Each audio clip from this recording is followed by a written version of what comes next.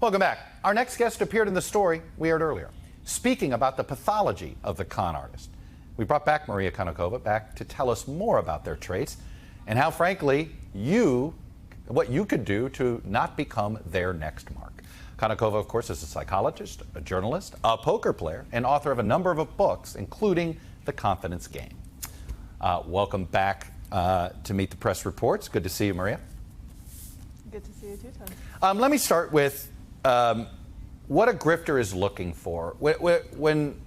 What's the type of person that you think is most susceptible to a grift?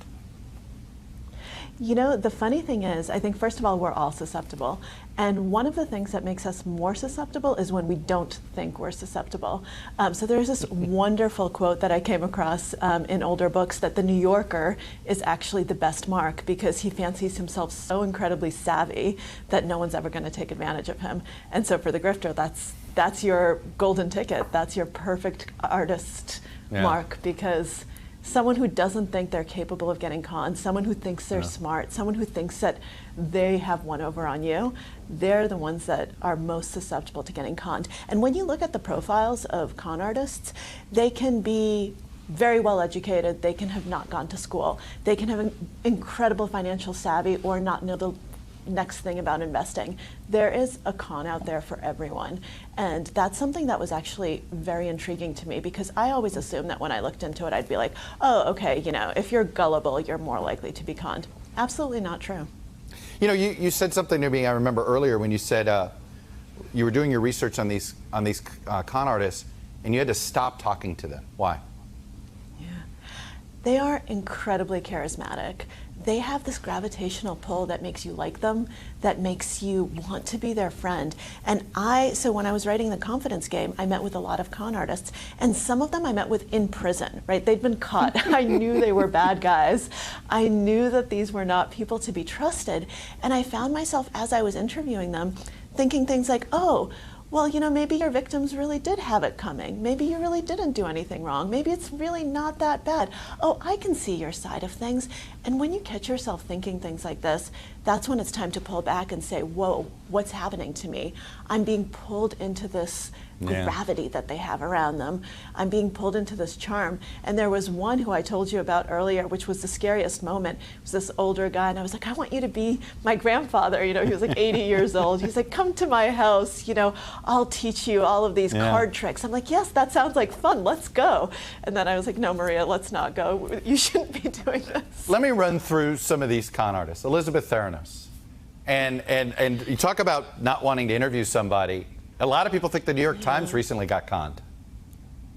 I absolutely think the New York Times got conned. I actually cannot believe, and I'm someone who has written for the New York Times many, many times and have a good relationship with them, but I could not believe they ran that piece, because that's exactly what the con artist wants, to be humanized. And I can't believe, call me Liz, like, give me a break. Come on, it makes me want to swear, because she is someone who was such just a bad, bad, bad human being.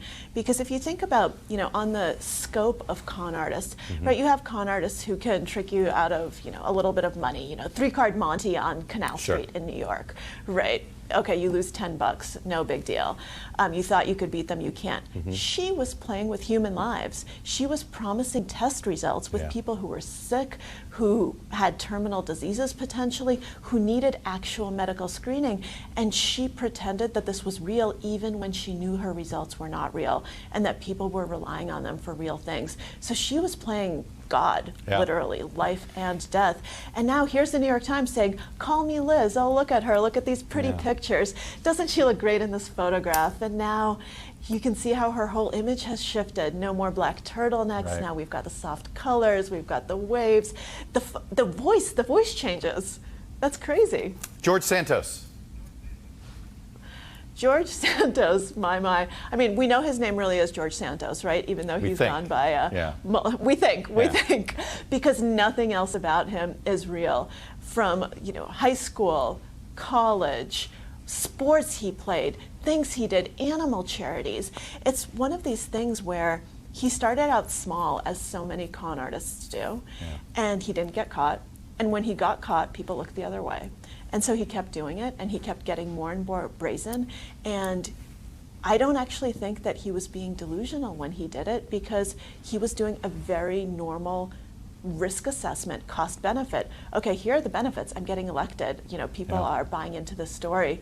They think that I'm actually going to be good at this. What's the cost? Oh, well, some people found out that I was lying about this thing and they didn't say anything. They didn't do anything. They just let me get away with it. And so I'm in this political realm where everyone bends the truth a little bit, so they have a little bit of a carte blanche to do this. And so he kept going further and further and further. And at first it didn't matter that much, small local office. And now look at where we are. It's one of these things where he was too the further successful. you go with that. The irony is if he had lost by a percentage point, he'd still be going. Maria Konnikova, author of The Confidence Game. Thanks very much. Thanks for watching our YouTube channel. Follow today's top stories and breaking news by downloading the NBC News app.